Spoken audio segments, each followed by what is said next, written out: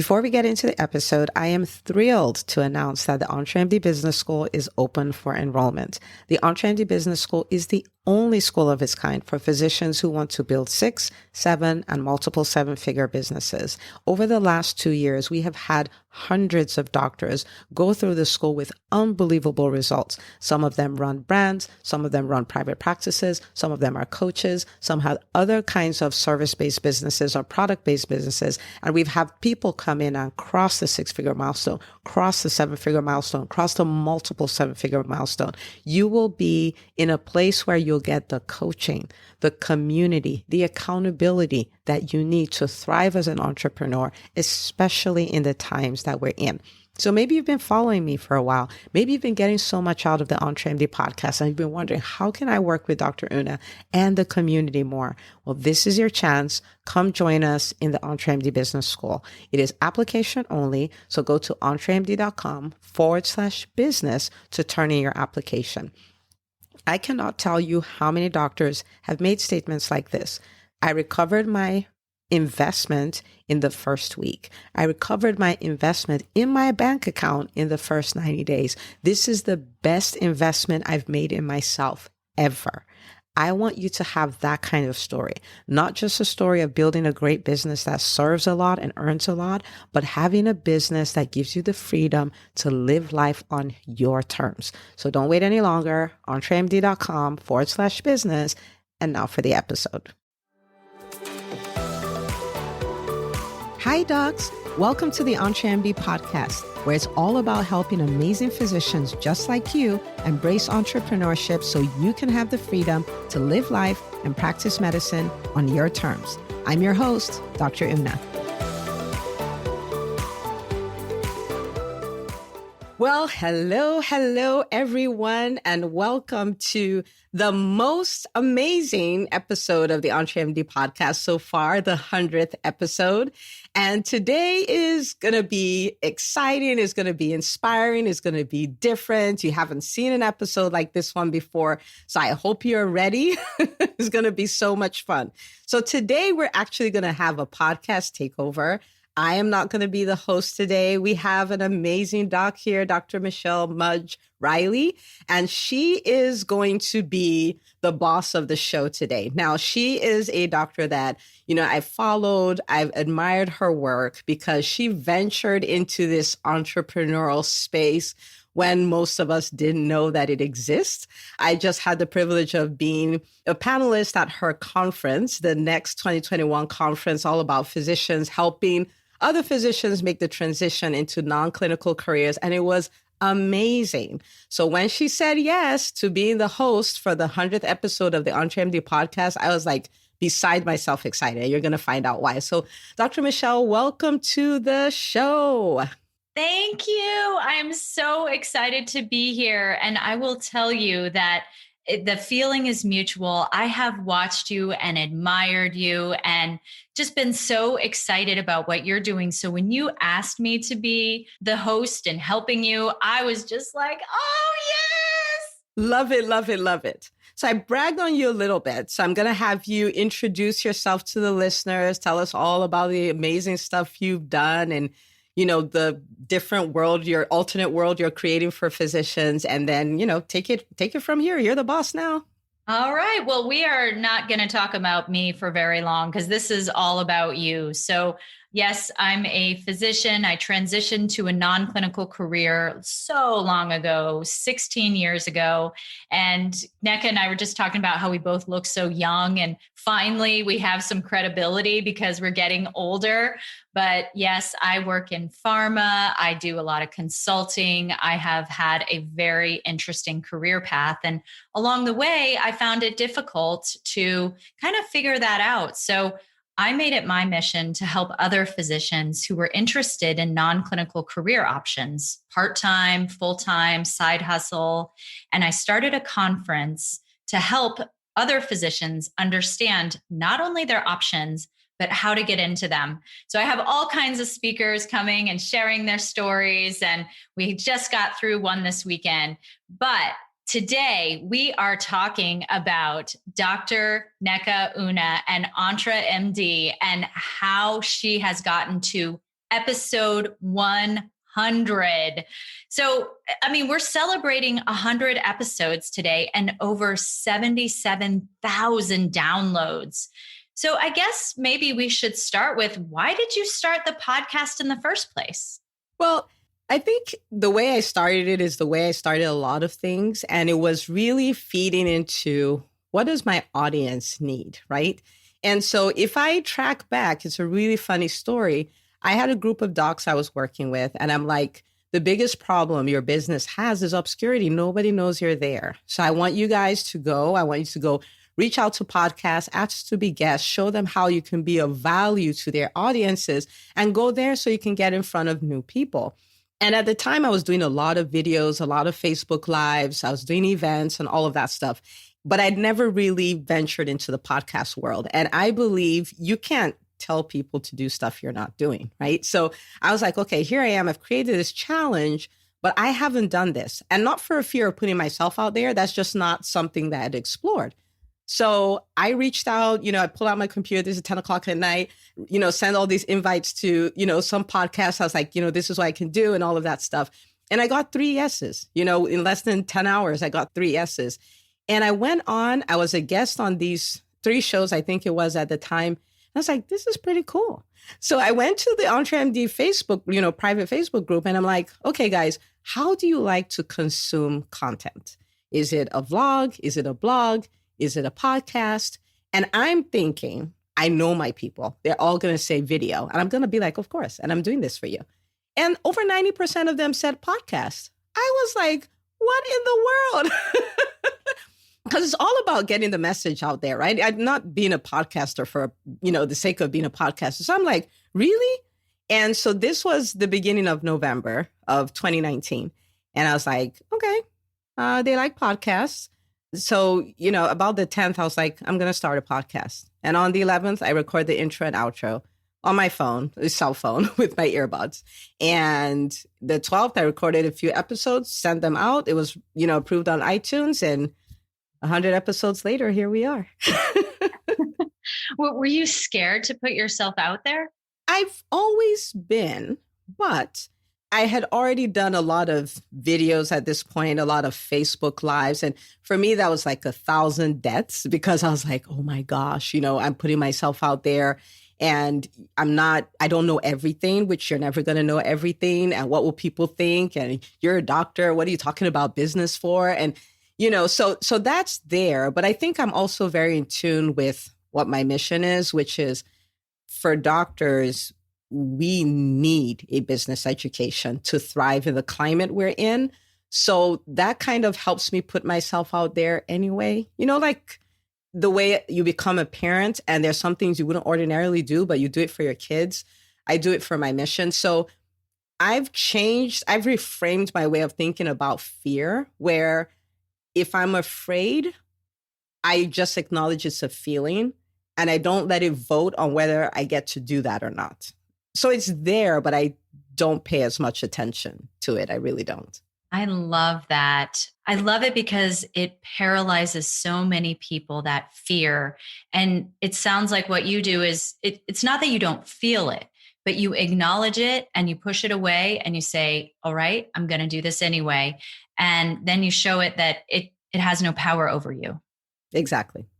Wow. Exactly. Well, I mean, we can't talk about the 100th episode of this podcast without talking about some consistency, because data shows that only about 40% of podcasts on Apple Podcasts are active. And I think that's since 2020. That's the most recent data there, in December of 2020. So how in the world have you managed to produce 1 to 2 episodes consistently for 16 months? So I think in the beginning, the plan was just to be consistent. So I chose Monday, no reason. I just picked Monday. And I was like, I'll put out an episode. And then I started having people reach out and say, oh, I always use your podcast for my commute on Monday. And I was like, oh, I can never miss a Monday, right? Because now I have people who are listening and they're like, I will never miss a Monday. So how dare I, right? So that was one of the reasons, is because I found out that it was part of, many doctors, that's part of their routine. And I was like, okay, you can't touch that. And then I think another reason is because I learned to batch. So I don't sit every week and produce an episode. If I did that, it wouldn't work. It just wouldn't. And I started doing it where I would sit and do 4 episodes at once and then just schedule it. So I know that for the week, I'm good. And then actually last year, December, I started planning them out by the quarter. So December, I was like, okay, what do I need to talk about in January? What do I need to talk about in February and March? I got a big dry erase board. I sat with my assistant and we planned out all the episodes. So it took away all the thinking, all the, oh my gosh, I have this burden. I have to record this podcast. I knew. So on my podcasting day, I'll just pick 4 episodes from those, record them and schedule them and they're done. So I've had I think October of last year where I had a whole month, I didn't record at all. But every Monday, there was an episode. And actually since January, we started doing 2 episodes every week.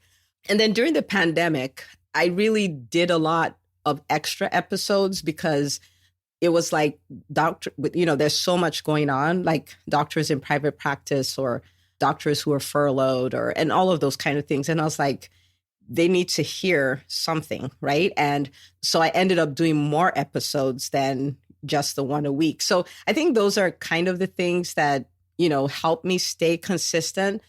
But I kind of started off like I will be consistent. But after I started hearing people talk about it, then I really made a commitment like you cannot miss a Monday. So thank you, everybody. It's because of you. Well, yeah, I mean, you're accountable to people and that does make a difference and people are expecting it and they love it. And I agree. I love your podcast. It's so refreshing and authentic and you give such great information. And that was a great example of it when you were talking about how you batch podcasts, because I think that's a trick that people may not realize. We don't record every week. There's no way. No way. You have to have processes and systems in place. And I know you teach people about that. And we'll get to all that, but great tip for people.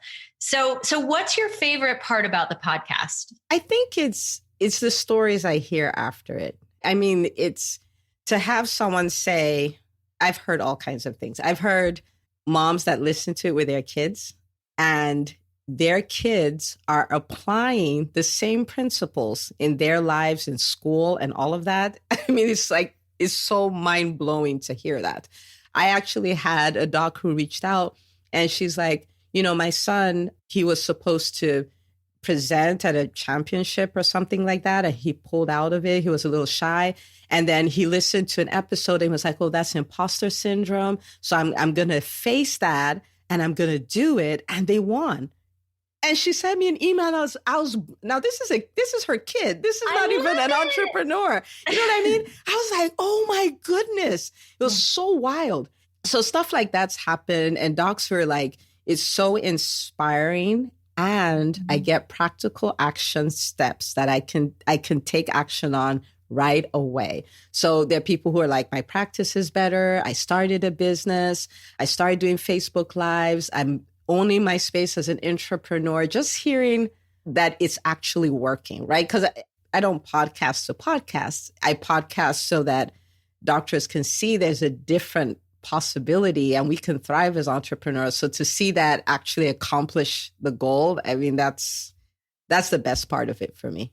Well, and that really reveals just who you are as a person and how you love to give. And you're all about how do I make sure I set others up for success, which is probably the reason for your success, actually. Right? So let's pivot and talk a little bit about you as an entrepreneur.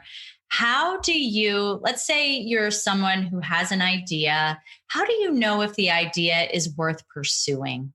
Well, so here comes my philosophy for entrepreneurs. Every business should, like overarching, should do 2 things. And it should serve and it should earn.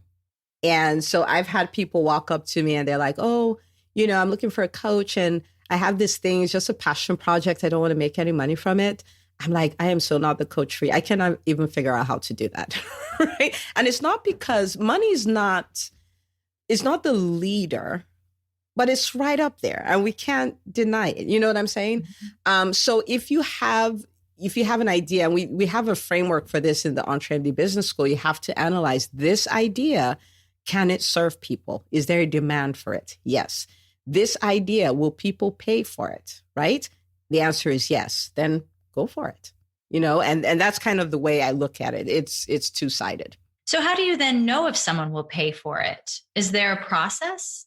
Well, I mean, there are a number of things to look at, right? Like, have people paid for it before, right? So when people are like, nobody will pay me as a coach. Well, have people paid for coaches before? Yes. Mm-hmm. Do people have that problem? Because people will pay to make that pain go away before they pay for a benefit. So is there a pain you can make go away? People will pay for it. And that's the truth. If it's something where there really isn't a market for it at all, like, I can show you how to make a particular spice homemade that is unique to the people of a tribe in Iceland. I don't know about that, right? Because I don't know about that, but there are many things that people will pay for. And if you look around, you'll see that they are paying for it. Right. Yeah. Competition isn't all bad. It means that people will pay for something. So yep. Yeah, I've heard that too. Yeah. So, all right, well, let's talk about when you are pursuing an idea and you're really feeling like, okay, I'm putting all this energy into it. What happens when there are disappointments? Like, how do you deal with disappointment? So let me start off by saying there will be disappointment. There will be disappointment. There will be things that won't go according to plan. And really, as a physician, we have this perfect track that we must follow. And we should, right? We're dealing with human lives in a different way. But with entrepreneurship, you're kind of like an artist, right? And things will go some kind of way. And I guess first off, I'll start with saying that's part of the process. And the sooner you realize it, the happier you'll be, right? When things don't go according to plan, it doesn't mean you'll be excited like, woohoo, it didn't work. But you also, it's part of the plan. So you're okay with it, right? Mm-hmm. So I've had a lot of disappointing things happen, right? You did a launch and you thought it would be really good and it wasn't. Yeah. You reached out for, to speak at a conference and you were like, yes, this is going to work. And they're like, no, we don't need people like you. I mean, like, yeah, there's going to be stuff like that. You're going to have a client who you bent over backward for, and they're going to turn around and do the mostest. And, it's just part of what happens. And I think for me, the secret to handling disappointment for me is in my daily routine. It really is. So with my daily routine, I do 5 to 6 things I do every day. And the idea is these are the things that will move me in the direction of my most important goals. And so for me, it's, prayer, meditation is one, reading every day is one, listening to podcasts, reviewing my goals, meaningful time with kids, and exercise. So those are the 6 things that I do every day. Now, listening to podcasts is always something motivational, and it's always the story of entrepreneurs. And in listening to the stories, and Dr. Michelle, you know this, there's disappointment everywhere. So it normalizes the fact that something disappointing happened. And then it also shows you that all these big guys that you look at and you're like, look at the amazing things they're doing. They all faced it and they all came out better. So because I reinforce that every day, when disappointing things happen, it's like, well, welcome to the league. This is what everybody does. So how are you going to use this? How are you going to use this to get better? How are you going to use this to make your business better? How are you going to use this to make yourself better as an entrepreneur? Doesn't mean it doesn't hurt, but I'm just able to respond to it in a different way. And looking at my goals every day, that helps because I'm like, okay, that happened, but we're still going here though, right? It doesn't throw me off track. I'm like, you're still going here. We still have to go there. So I think those 2 habits, and of course for me, prayer, because I never thought of myself as a strong person. I don't think I'm a strong person. So to be able to go somewhere and cry and say, God, I'm doing my best. You have to fix this. Yeah. To Yeah. share that responsibility for me is very helpful. And so I'm just like, I'm going to do my best. I'm human. And then God is going to do the rest because he's God, and that's kind of the way I handle it. But it's entrepreneurship. There's always going to be disappointments. I'm so glad we're talking about this because it is inevitable that disappointments happen. And it's so hard not to get down on ourselves. We're physicians, we're type A personalities. We expect perfection of ourselves. Do you hear this in your group? Do you hear that people expect this? And, maybe talk a little bit about how others kind of are able, how you help them to approach these disappointments. Well, I think so. This is one of the reasons why I love the way the EntreMD Business School is set up, because it is a group of doctors who are all in this. So you see that doctor, they had a disappointment, they bounced back. You see that other doctor, they had a disappointment, they bounced back. We're all working on affirmations together. We're all working on the fact that this is going to work. I share my disappointments with them. So it normalizes all of that. And one of our favorite phrases is progress over perfection. And we talk about it enough that it's like, yeah, that's not perfect, but I have made progress. So that is okay. So I thrive in community. And I find for physicians, we're so removed from the world of entrepreneurship that being in a community with physician entrepreneurs is so powerful because it's not strange anymore, right? Like, because you're in community with all these other who are, I call entrepreneurs crazy people, like all these people who are coming up with weird ideas and acting them out. And everybody's rooting for everybody and everybody's there for everybody else when they have disappointments. So that's kind of how we handle it. We handle it in community and we do a lot of mindset work and we stay in action. If you're in action, you're going to make mistakes. You're going to have disappointments, but you're moving forward. So that's kind of how we handle it. That's absolutely right. And it's just stuff we don't get taught in med school. And actually, I feel like sometimes we get taught that it's not okay to fail. So that just perpetuates this fear of failure that we all have as physicians. Wow, your group sounds just amazing. And I'm a member, so I do know that it is amazing, but I don't get to see as much as you do because I'm not one of the moderators. So I'm sure that I miss things that you get to see that I wish I could see. So, all right, let's shift gears here to balance, because balance is another way that people handle disappointments. And so how do you keep that balance in your life? You're doing so much. You're running groups, podcasts, the EntreMD school, you're being on podcasts, and you're in practice. How do you balance? So the first thing is being okay with a little bit of chaos. I know it sounds weird for how do you balance everything, especially in the beginning, right? Submitting. Yeah. Yeah. So it's kind of like before I started off as an entrepreneur, I was single. I didn't have any kids. I just had to be a resident. There's nothing just about that. But, that was my only thing. And it was like, you go to work at this time, you come back at this time, you do this at this time. And there was some kind of order. And the residents were going like, I don't think my life has order. Trust me, it has order. It has order, and so when I started delving into all this other stuff, it's like the husband, the kids, the business, it's like a lot of things. And I had to, first of all, go with that old life is gone, right? Because if I'm in resistance, trying to get things back to the way they were, then I'm just going to be frustrated. I'm like, okay, so that is gone. I love that, by the way. Keep going. Yeah. That is gone. We have a new normal. Now, how do we thrive in this new normal? So that's the first thing. And the second thing is prioritizing. Now, when I say prioritizing, what are the most important parts of your life, right? So for me, when I teach this in the vision retreat, there's 9 areas, but, we can't go over all 9. But for me, for instance, there's my relationship with God. There's my relationship with my families. There's the legacy I'm leaving. There's my health. There's finances. So the question is, over the course of a year, what do I want to accomplish in these 5 areas?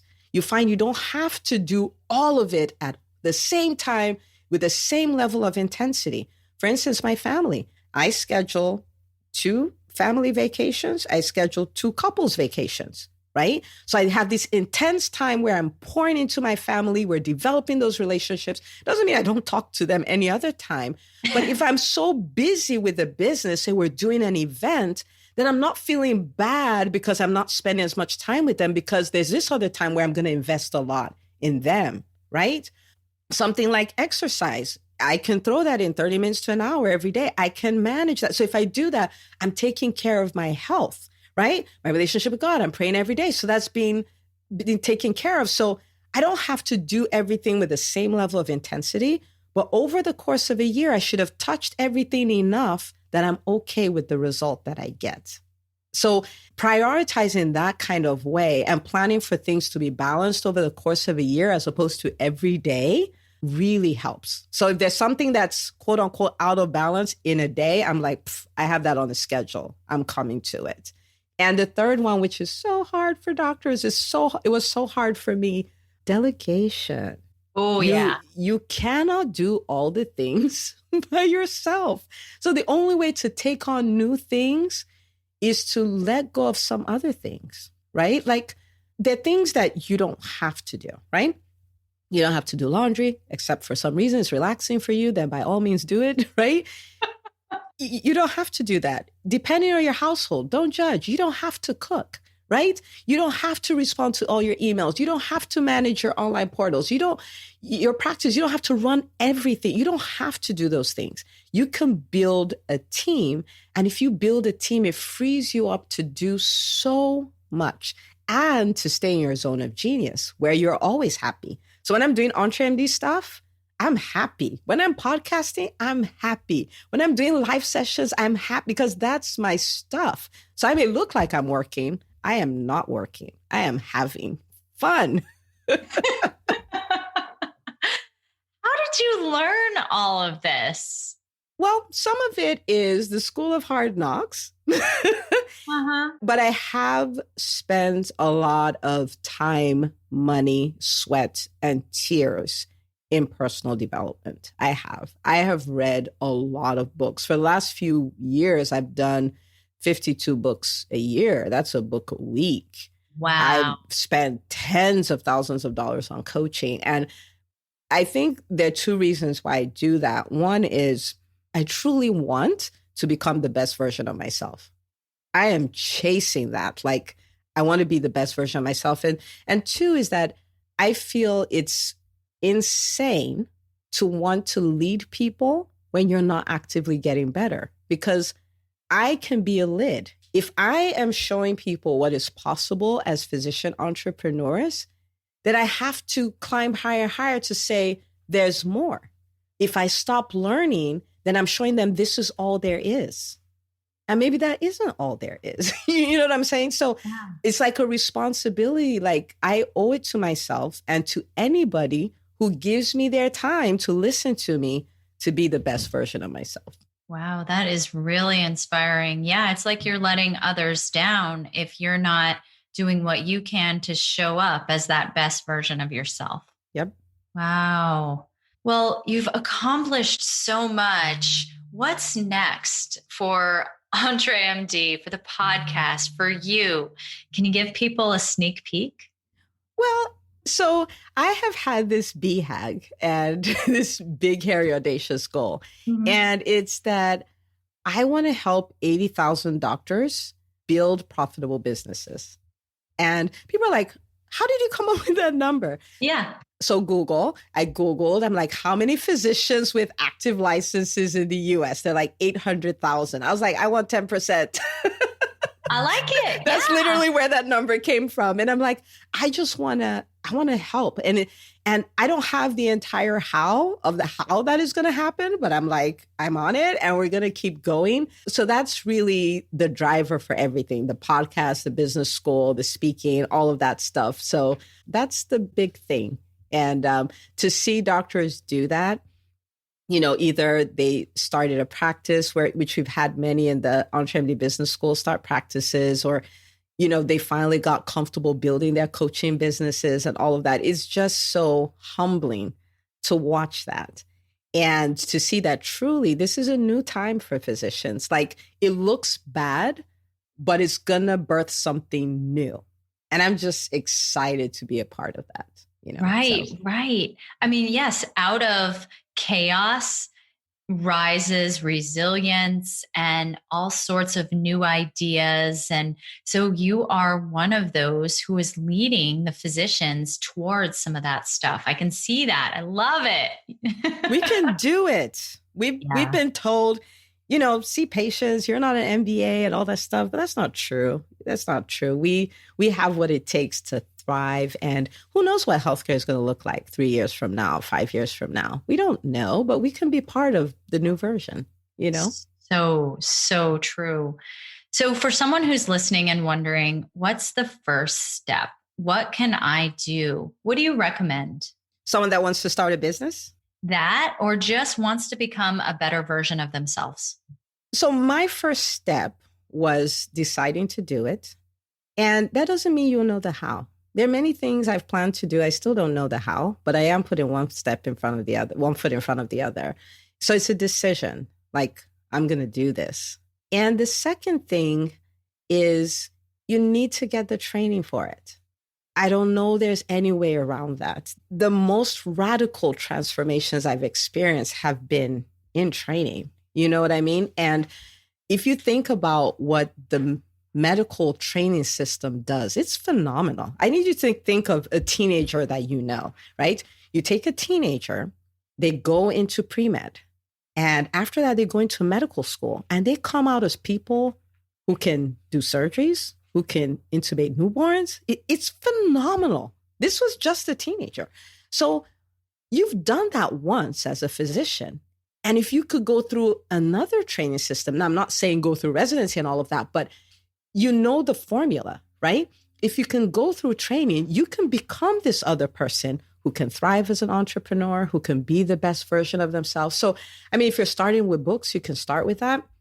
If you're ready to do it like you mean it, you can sign up for coaching. You can come join the EntreMD Business School. We'll be happy to have you.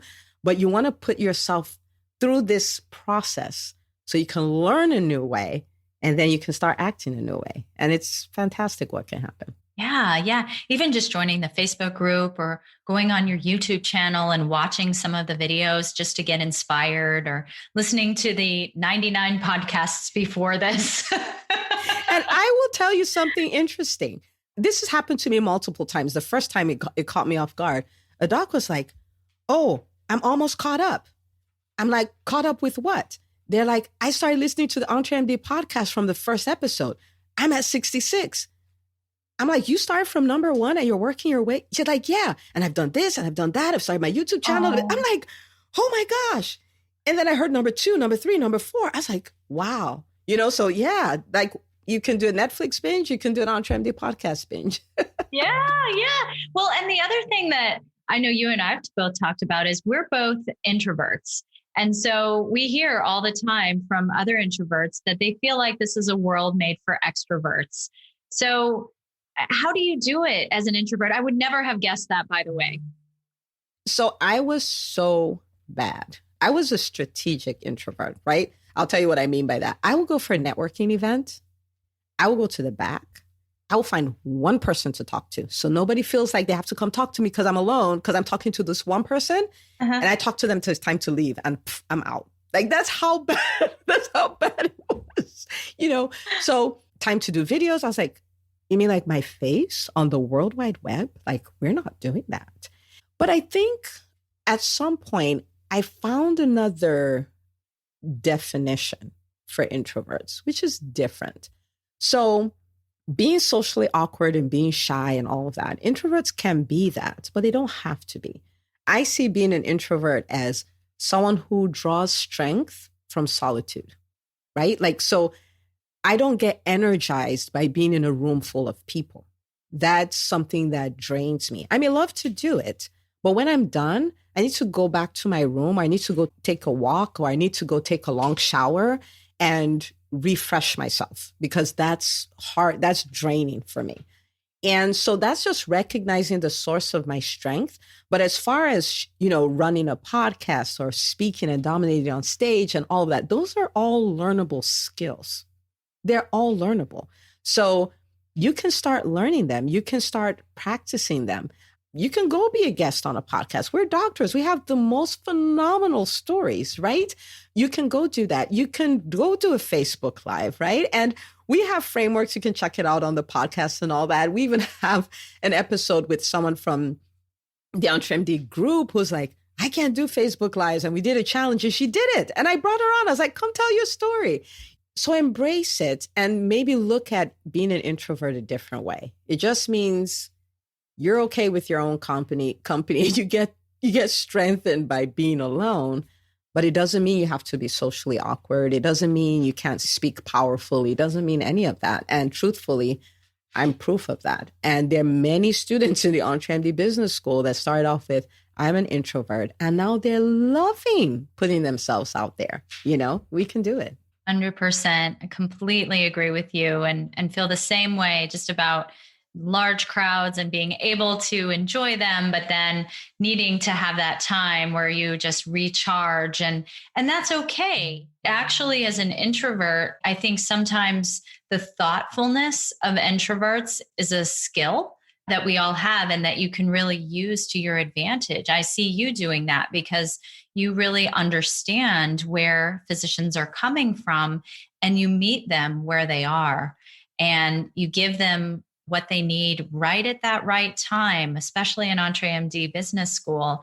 And so then they recognize that maybe they couldn't see it before. And then they take that and they realize, wow, look at what I can do. It's really cool. Wow. I like that. I'm going with your version. And you're right about the thoughtfulness. I haven't quite thought about it that way, but I love thinking. Yeah. Like I have times where I just take a walk and it's just to think and be by myself. Yeah, and I get some of my best ideas from that. So now that you say it, I'm like, yeah, that is true. Yeah. Well, how can we support you? How can the listeners support you with just what's next and helping all of those physicians, this big, hairy, audacious goal that you have? I think the biggest thing would be if you love the podcast, if it's helped you in any way, review it, share it with the doctors in your life. And if there's any places where you're like, this conference is missing the EntreMD message, let them know. Say, hey, we would like to have her here too and stuff like that. But really, we live in a difficult time for physicians. It's not always going to be that way, but it is. And being able to, whether you're employed or not, whether you're clinical or non-clinical, being able to figure out how to compete, figure out how to create those things you've dreamt about for so long, figure out how to build a profitable practice in times when private practices are shutting down. Being able to do that would be huge. It will make all the difference. So anything you can do to spread the word out there, I would really appreciate it. I really would. Yeah. Sharing this 100th episode, for example. Yeah, absolutely. Well, it's been so nice talking with you. I feel like the listeners have really gotten a chance to get to know you a little bit better, pulling back that veil and getting to see you behind the scenes. Is there anything you'd like to leave the listeners with? My favorite thing, Nike style, just do it. Yeah. Do it. Anything you've heard that you're like, I should do that. Don't wait. Just do it. Just pull the trigger, do it, let it be done. And because what happens is after a while you look back and you're like, wait a minute, look how far I've come. The saddest thing is to look back a year later and realize you're still saying, I should do this. So don't do that. Just do it. I'm with you. Let's go make a difference. Absolutely. Well, thank you so much for doing this. I'm going to ask you now, what do you have for our listeners? What last words? Because I'm not going to let you go without giving us that.